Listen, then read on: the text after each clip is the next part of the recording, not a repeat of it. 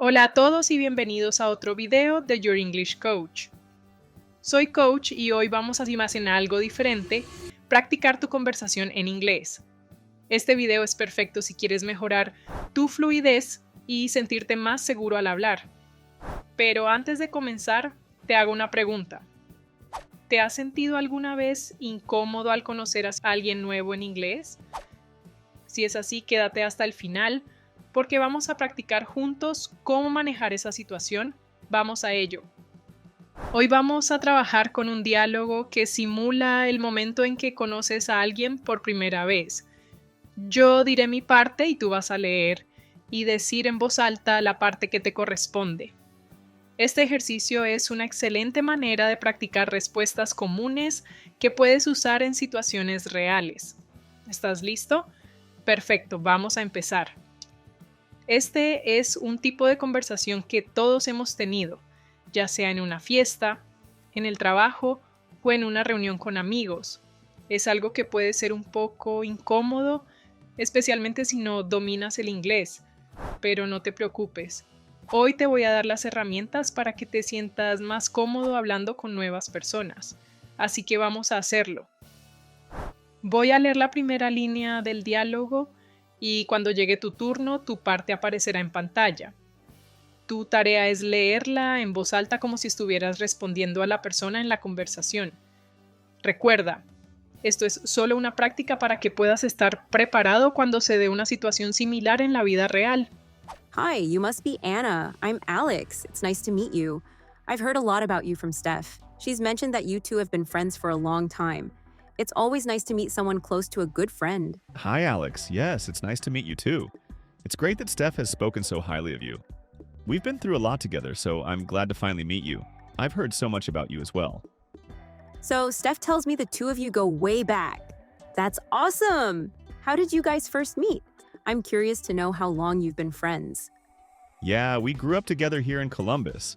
We lived a couple of blocks apart as kids and went to school together all through high school. We were in the same classes all the way through, so we've been friends for as long as I can remember. Wow, that's really cool. It sounds like you've known each other for a long time. That must make for some great memories. Do you keep in touch often? Yeah, we do. Even though we live in different cities now, we always find time to catch up. We often talk on the phone and visit each other during holidays. It's nice to keep that connection strong after all these years. So, what do you do now? I'm curious to know more about you. I'm sure you've had some interesting adventures since high school. Well, I'm actually working as a chef at a restaurant in Manhattan. I've been living there for a few years now. It's been a great experience so far, working in a fast-paced environment with some incredibly talented chefs. That sounds amazing. How did you end up in Manhattan? Was it always your dream to become a chef there? I went to culinary school in New York, and after I graduated, I decided to stay. I've always wanted to work in a big city where I could push myself to learn more. It's been a challenge, but I wouldn't change a thing. That's awesome. So, what's the restaurant like? I've heard a lot about the food scene in Manhattan, but I'd love to know what it's like from your perspective. It's a small French restaurant in the heart of Manhattan called Per Se. It's got an elegant vibe with a focus on seasonal ingredients. The menu changes frequently depending on what's available at the time. It's one of the reasons I love working there. Sounds fantastic. I've heard of Per Se before. The reviews are incredible. What's your role there? Are you the head chef? Yes, I'm actually the head chef now. I started as an assistant to the previous head chef, but after he retired 6 months ago, I was promoted. It's been a big adjustment, but I love the challenge of leading the kitchen. Wow, that's impressive. Congratulations on your promotion. I bet it's a lot of work, but also very rewarding. How's the transition been for you? Thank you. The transition has been a bit tough, but very fulfilling. I have a great team, and we're constantly working on new dishes and perfecting our techniques. It's a lot of responsibility, but I feel very proud of what we've accomplished. That's amazing to hear. I bet the food must be out of this world. What would you recommend I try if I ever visit? Oh, there's a dish we've recently added to the menu that's been getting great reviews. My take on a classic French dish, coq au vin.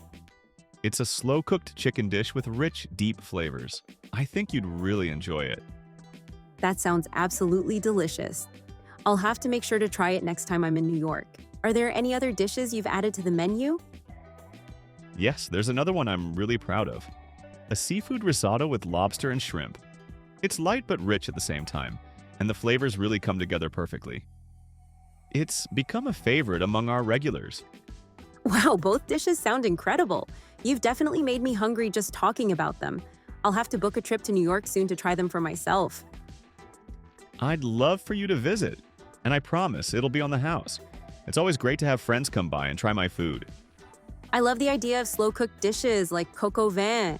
It's all about patience, right? Cooking like that really brings out the flavors.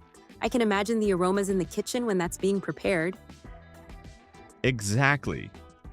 The key is patience and attention to detail. When you cook slowly, the flavors get richer and more complex. The smell fills the whole kitchen, and it's such a satisfying feeling when it's done. It's one of my favorite dishes to prepare.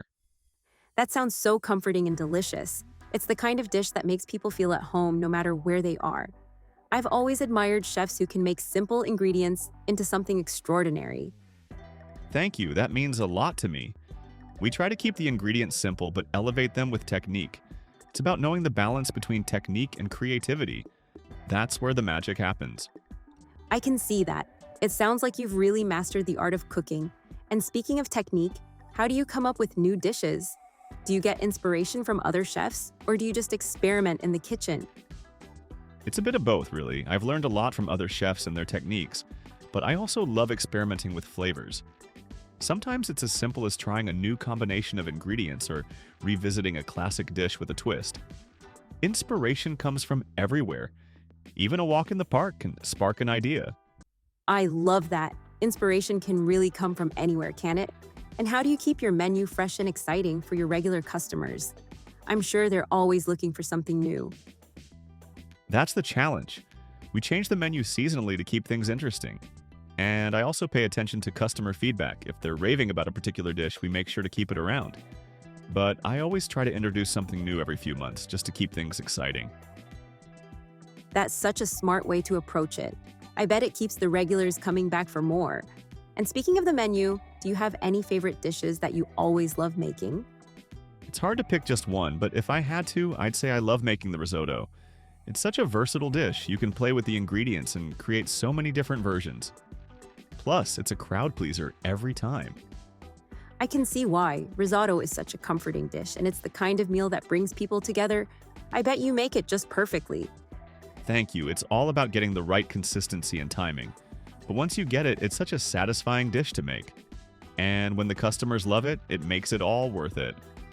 I bet it's the same feeling when you see someone's reaction to your food. That instant smile, the satisfaction of a great meal. It must be such a rewarding experience for you as a chef. Definitely. There's nothing quite like seeing someone enjoy the food you've worked hard on. It's that connection. You're not just feeding someone, you're sharing a piece of yourself with them.